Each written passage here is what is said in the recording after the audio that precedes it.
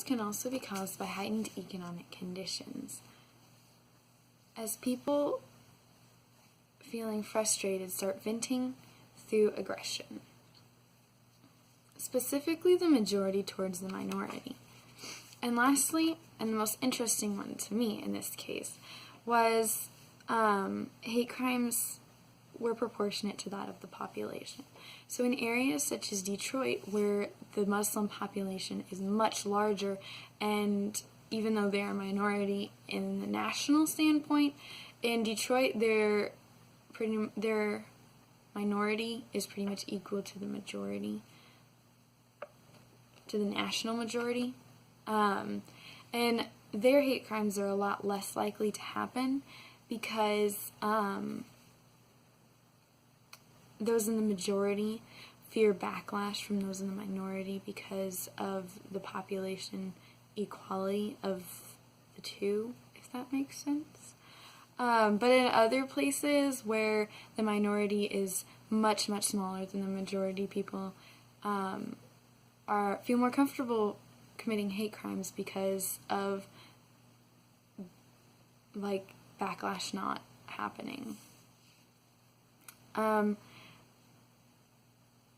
Most of the time, hate crimes and discrimination happen because the minority or the majority feels insecure in their power over the minority.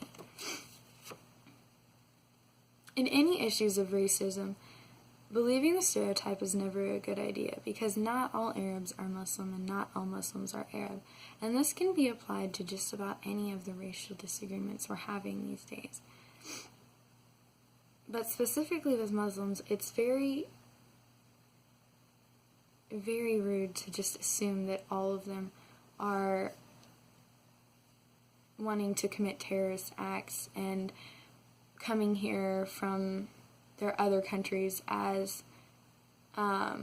refugees because they want to make our country just like theirs. It's just not true. They just want somewhere peacefully to live and to welcome them in.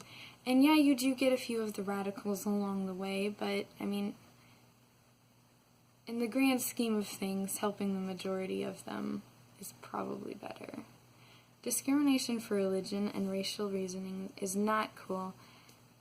And when our country is founded especially on freedom of religion as well as liberty and justice for all, we can't be discriminating, especially on religion and racial topics.